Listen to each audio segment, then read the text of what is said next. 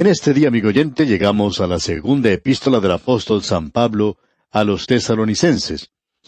Y queremos decir aquí varias cosas a manera de introducción para esta maravillosa epístola que tenemos ante nosotros. La segunda epístola a los tesalonicenses fue escrita por el apóstol Pablo poco tiempo después de la primera epístola. No sabemos cuál es el lapso de tiempo entre las dos cartas. Algunos opinan que fueron nada más que unas pocas semanas. Otros dicen que fueron meses, y aún algunos dicen que un par de años. Pero no interesa en realidad cuánto tiempo pasó entre las dos cartas, porque los creyentes de Tesalónica aún eran creyentes nuevos en el Señor, y la primera carta escrita por Pablo no respondió a todas las preguntas que ellos tenían. En realidad, me parece que esa carta despertó otras preguntas de parte de esos creyentes. Y Pablo aquí está intentando responder a todas ellas.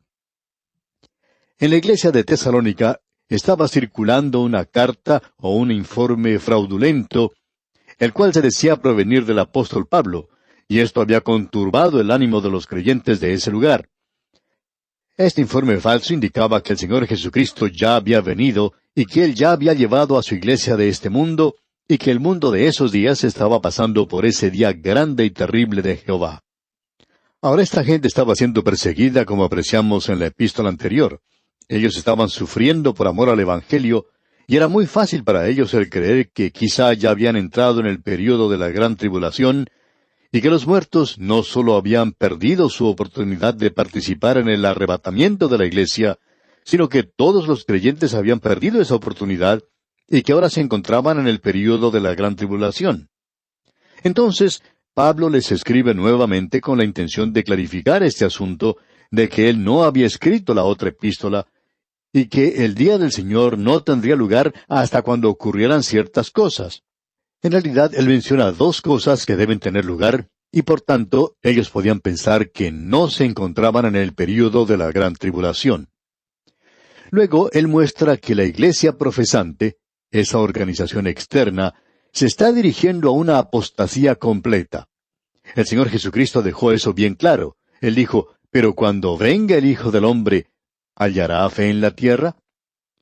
Por la forma en que se presenta esta pregunta aquí, vemos que la respuesta a esto es que Él no encontraría la fe en la tierra.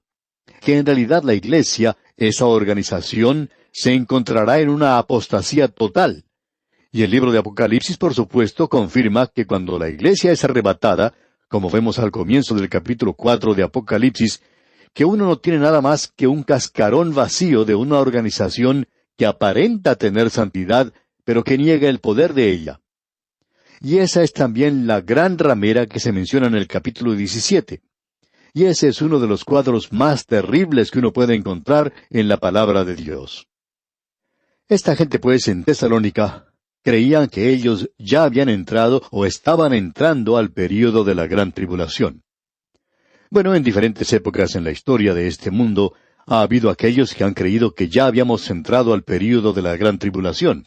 Por ejemplo, durante la Segunda Guerra Mundial, durante los bombardeos contra Gran Bretaña, algunos de los ministros y predicadores que eran de tendencia conservadora en su fe, llegaron a la conclusión de que habían entrado al período de la gran tribulación, y que la iglesia estaba pasando a través de ese período.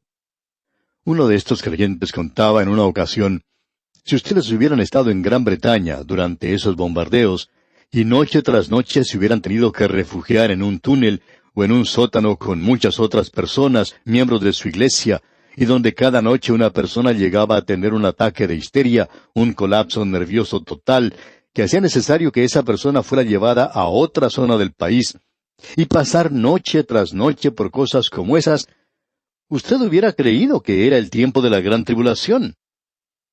Un pastor con quien este creyente estaba conversando le argumentó y le dijo, «Si yo hubiera estado en Gran Bretaña durante esos ataques aéreos, estoy convencido de que yo, siendo tan humano como usted, hubiera dicho lo mismo. Nos encontramos ahora en el período de la gran tribulación. Pero si hubiera tenido la oportunidad de salir de esos lugares de refugio cuando llegaron las fuerzas libertadoras y se comenzó el ataque contra Alemania, me imagino que esa gente allá también pensaba que se encontraba en el período de la gran tribulación. Pero luego de haber sido liberado, me encontraba disfrutando de una suculenta comida en algún restaurante con mis amigos, yo creo que me hubiera pellizcado y me hubiera preguntado, ¿es esto en realidad el período de la gran tribulación? Porque si es así, entonces tengamos más tribulación, porque eso significaría más comidas suculentas. Ahora el creyente que estaba conversando miró a este pastor y le dijo que él estaba volviéndose ridículo. Pero el pastor le respondió que él no pensaba que se estaba volviendo ridículo, sino más bien que este creyente era quien se estaba volviendo ridículo. Ahora no creemos, amigo oyente, que la iglesia vaya a pasar por el período de la gran tribulación, y opinamos que esta epístola nos va a aclarar completamente que la iglesia no pasará a través del período de la gran tribulación. Probablemente veamos esto en nuestro próximo estudio, pero ese será el tema de esta carta aquí. Usted ha podido apreciar, amigo oyente, que la primera epístola enfatizaba el regreso de Cristo por su iglesia, que a eso nosotros llamamos el rapto. Ahora esta epístola enfatiza el regreso de Cristo a la tierra y el establecimiento de su reino aquí sobre la tierra. Y nosotros regresamos con Él en esa oportunidad. Eso se llama la revelación. Y esta epístola pone su énfasis en eso. Amigo oyente, en el arrebatamiento, el énfasis no se da a su venida a esta tierra porque Él no viene a la tierra. Él expresa con claridad que no ocurre eso. A lo que se da énfasis es a lo que dice el versículo 17 del capítulo 4 de la primera epístola a los tesalonicenses, de que seremos arrebatados juntamente con ellos, arpazo. Nosotros seremos arrebatados y ese es el rapto de la iglesia. Así lo dice muy claramente. Aquí, Él regresa a la tierra para establecer su reino sobre esta tierra. Ahora, este espacio de tiempo entre estos dos eventos es el período de la gran tribulación. Y nosotros hemos tenido oportunidad, como hicimos en los últimos programas, para enfatizar el arrebatamiento de la iglesia y la relación que existe con el período de la gran tribulación y el día de Jehová. El arrebatamiento de la iglesia no es un tema que se trata en el Antiguo Testamento. No existe allí para nada. La esperanza del Antiguo Testamento era una esperanza terrenal de que su pueblo establecería un reino sobre esta tierra y que el cielo vendría a esta tierra. En nuestra humilde opinión, todo lo que el reino de los cielos significa para nosotros es el reino de los cielos sobre esta tierra. Hay algunos teólogos que han complicado esto demasiado. Tan complicado es todo esto que nos preguntamos a veces qué es lo que están tratando de hacer. Tratando quizá de sostener o mantener alguna clase de teoría. Sin embargo, es el reino de los cielos sobre la tierra, porque esta tierra se convertirá en un cielo algún día. Se nos ha dicho, y fue el Señor Jesucristo quien lo dijo, y ese es uno de los grandes temas de las epístolas. Pablo lo dice, así como también Pedro y Santiago. Juan también lo dice, que nosotros vamos a ser arrebatados y que nos vamos a encontrar con el Señor en el aire. Vamos a estar con Él para siempre, como Él mismo lo ha dicho. Ese no es un tema tratado en el Antiguo Testamento. Ahora, el Día del Señor, como ya hemos visto, es un tema bastante interesante y nosotros vamos a estar tratando con esto. Y esa expresión de el Día del Señor será algo que estaremos tratando cuando nos toque estudiar el capítulo 2 de esta segunda epístola a los tesalonicenses. En el primer capítulo encontramos la persecución de los creyentes en el presente y el juicio de los inconversos en el futuro, es decir, cuando Cristo venga a este mundo a establecer su reino. En el capítulo 2 tenemos el programa para este mundo en conexión con la venida de Cristo. Luego, en ese mismo capítulo, comenzando con el versículo 13, tenemos la practicabilidad de la venida de Cristo. Y en esto vemos nosotros que los creyentes tienen que estar establecidos en la palabra. Ellos tienen que estar establecidos en su andar, deberían estar establecidos en su obra por el Señor. No hay otra verdad más práctica que la gran verdad de la escatología, el programa de Dios para el futuro. Y no hay otra cosa que debiera afectar la vida como eso. Usted, amigo oyente, no lo podría creer sin que afecte su propia vida. Y opinamos que es la gran verdad que probablemente se necesita hoy, y se necesita de una manera muy cierta. Entremos entonces a analizar lo que dice este primer capítulo de la segunda epístola a los tesalonicenses.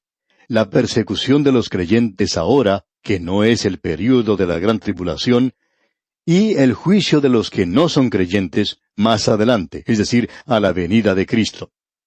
En los primeros dos versículos tenemos la introducción. Y luego, en los versículos 3 hasta el 7, tenemos la persecución de los creyentes y los frutos de eso. Luego, los versículos 8 al 12 nos dan el castigo del impío en la venida de Cristo. Y por supuesto, ese castigo no termina hasta cuando tenga lugar el gran trono blanco al final del período de la gran tribulación, porque todos aquellos que son impíos serán reunidos para ese tribunal final ante Dios. Notemos pues ahora lo que dice el primer versículo de este capítulo 1 de esta segunda epístola a los tesalonicenses. Pablo, Silvano y Timoteo, a la iglesia de los tesalonicenses en Dios nuestro Padre y en el Señor Jesucristo. Tenemos ante nosotros una declaración tremenda de parte del apóstol Pablo. Y quisiera analizar esto muy bien, ya que es de suma importancia. La salutación del apóstol Pablo que encontramos aquí es su saludo cordial acostumbrado a la iglesia que es teológica y espiritualmente sana, y él coloca a su lado a Silas y Timoteo. Estos hombres habían padecido mucho. Usted recuerda que Pablo y Silas se encontraron juntos en la prisión en Filipos, y que Pablo, Silas y Timoteo habían ido a Tesalónica. Y cuando Pablo tuvo que partir de ese lugar, él dejó a Timoteo y a Silas atrás, y esperó que ellos se reunieran con él en Atenas. Ellos no pudieron hacerlo, y luego él se dirigió a Corinto, a donde ellos también llegaron finalmente. Fue entonces cuando él escribió su primera epístola en respuesta a algunas preguntas que se habían presentado. Encontramos ahora a Pablo aquí escribiendo su segunda epístola, y él identifica a estos dos colaboradores suyos, a sus hermanos con él. A Pablo no le molestaba hacer algo así.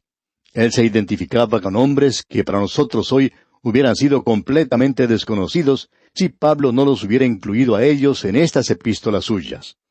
Creemos que esto nos revela algo del carácter del apóstol Pablo. Un hombre que había sido muy orgulloso como joven fariseo, se había convertido ahora en un humilde seguidor del Señor Jesucristo, así como también su siervo y su apóstol. Esta carta está dirigida a la iglesia de los tesalonicenses. Bien, esa es la iglesia local en Tesalónica.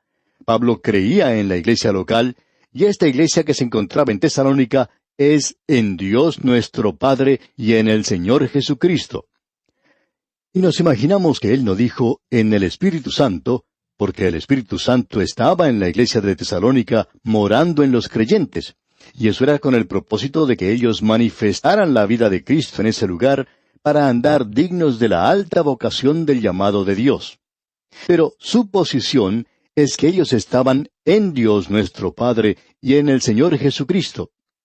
Y eso quiere decir, amigo oyente, que Pablo enseñó en cuanto a la deidad, a la divinidad de Jesucristo. No hay ninguna duda en su mente en cuanto a quién era el Señor Jesucristo. Él es Dios. Ahora la iglesia está tanto en Dios el Padre como en el Señor Jesucristo. Usted recuerda que el Señor Jesucristo mismo lo expresó así, que sus ovejas le seguían a Él. Él las conocía. Él les había dado a ellas vida eterna. Ellas no perecerían jamás. Él dijo, nadie las arrebatará de mi mano. Mi Padre que me las dio es mayor que todos, y nadie las puede arrebatar de la mano de mi Padre. Y aquí tenemos las dos manos de la deidad, el Señor Jesucristo y Dios el Padre. Esa es la posición en que se encuentra la iglesia hoy, y eso era lo que ocurría en Tesalónica, pero estaba en Cristo Jesús. Lo importante aquí no es el nombre de su iglesia, amigo oyente, el nombre de su iglesia local. Lo importante es que usted y los demás creyentes estén en Cristo Jesús. Y entonces la iglesia local llega a ser muy importante si ellos están en el Señor Jesucristo. Y el Espíritu Santo, por tanto, mora en ellos. Y luego ellos pueden manifestar en su vecindario, en la comunidad y en la parte de la ciudad donde ellos viven y en el mundo, la vida de Dios, amigo oyente. Eso es lo que Pablo está diciendo en realidad en esta introducción tan hermosa. Luego él menciona lo mismo, la misma introducción que él usa en la mayoría de sus epístolas. Aquí tenemos la misma fórmula en el versículo 2, donde dice, gracia y paz a vosotros, de Dios nuestro Padre y del Señor Jesucristo. Aquí tenemos dos grandes palabras del Evangelio hoy. Primero viene la gracia. Si usted ha experimentado la gracia de Dios, amigo oyente, eso indica que usted ha sido salvo, porque es por gracia que somos salvos. Y si usted ha ido a Él como pecador perdido, llevando nada en realidad a Dios y recibiéndolo todo de Él, entonces usted ha experimentado la gracia de Dios. Él le ofrece salvación a usted. El don de Dios es vida eterna y usted no puede hacer nada para lograr un regalo, un don. Y si usted pudiera hacer algo, entonces ya deja de ser un regalo y es algo que usted ha obtenido por su propio medio, por su propio trabajo. Es como un pago. Y la salvación, amigo oyente, no es que Dios le esté dando palmaditas a usted en la espalda porque usted es un muchachito que se porta muy bien en la escuela dominical. Dios se la está ofreciendo a usted gratuitamente.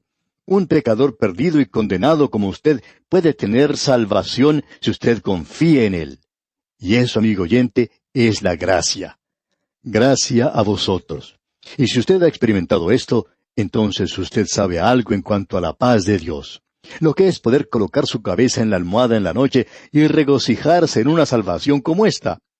Esta palabra paz es la almohada más cómoda que pueda existir para poder descansar en la noche. Es la paz que nos llega cuando sabemos que nuestros pecados han sido perdonados. Y esta no llega a causa de algún giro psicológico por el cual usted ha pasado o porque ha realizado una visita al psiquiatra. Esto viene de Dios nuestro Padre y del Señor Jesucristo, y es algo sobrenatural, amigo oyente. Y si usted no lo tiene, entonces no lo tiene. Así es. Y usted puede obtenerlo porque es un don de Dios y se da a los pecadores. Y si usted es uno de ellos, y creemos que lo es, entonces es para usted. Bien, esa es la introducción, y es algo realmente hermoso. Ahora, él comienza a hablar aquí acerca de la persecución de los creyentes y de los frutos de esto. Y él dice aquí en el versículo 3 de este primer capítulo de la segunda epístola a los tesalonicenses, dice él, «Debemos siempre dar gracias a Dios por vosotros, hermanos, como es digno, por cuanto vuestra fe va creciendo y el amor de todos y cada uno de vosotros abunda para con los demás». En el versículo 4 él va a hablar en cuanto a la paciencia y la fe. Y aquí tenemos otra vez esta trinidad que utiliza Pablo: fe, amor y paciencia. Son términos abstractos, pero es necesario sacarlos de lo abstracto y ponerlo en lo concreto. Es necesario colocarlos donde caminamos hoy. Y es la obra de fe, la fe salvadora que utiliza las obras. Y el amor es manifestado a los hijos de Dios hoy, y usted va a amar a los hermanos. Usted me va a tener que amar a mí, quiera o no lo quiera hacer, amigo oyente, si usted es un hijo de Dios. Y yo voy a tener que hacer lo mismo, voy a tener que amarlo a usted también. Y esto es un arreglo maravilloso. Luego tenemos la paciencia. Y esta paciencia aquí quizá no sea la paciencia que necesitamos para esperar el cambio de las luces del semáforo o cuando nos encontramos en un embotellamiento del tráfico, sino que es una paciencia que hoy está dispuesta a vivir para Dios, sabiendo que todas las cosas obran a bien. Y que nosotros tenemos esa visión futura, ese objetivo futuro de que algún día vamos a llegar a su presencia. Y eso le capacita a usted, amigo oyente, para sobreponerse a los obstáculos hoy. Pero nosotros vamos a mirar ahora a los sufrimientos por los cuales ha pasado esta iglesia. Es como viajar por un camino que por el momento es malo, pero que al costado tiene un letrero que indica que unos 5 kilómetros más adelante uno puede encontrar un camino pavimentado por el cual puede continuar su recorrido de una forma suave. Y sabiendo que las cosas van a mejorar más adelante, entonces usted puede soportar el presente. Muchos de nosotros hoy nos encontramos en una situación como esta. El camino es difícil y se nos ha pedido que suframos. Bueno, amigo oyente, si usted tiene una buena vista, esa es la paciencia de la esperanza, y la esperanza mira hacia adelante y puede contemplar un camino liso, suave para el futuro. Y eso, amigo oyente, puede estar más cerca de lo que nosotros pensamos. Bien, hasta aquí es donde podemos llegar hoy. Vamos a continuar con esta sección más adelante, y vamos a ver en cuanto a la persecución de los creyentes y los frutos de esto. Dios nunca permitirá que usted sufra, a no ser que eso llegue a cumplir un propósito en su vida. Y veremos esto, Dios mediante, en nuestro próximo programa. Hemos llegado apenas hasta el versículo 3 de este primer capítulo de la segunda epístola a los tesalonicenses, y le sugerimos, amigo oyente, leer el resto de este capítulo para estar mejor informado de lo que trataremos en nuestro siguiente estudio. Es nuestra oración que el Señor le bendiga en gran manera.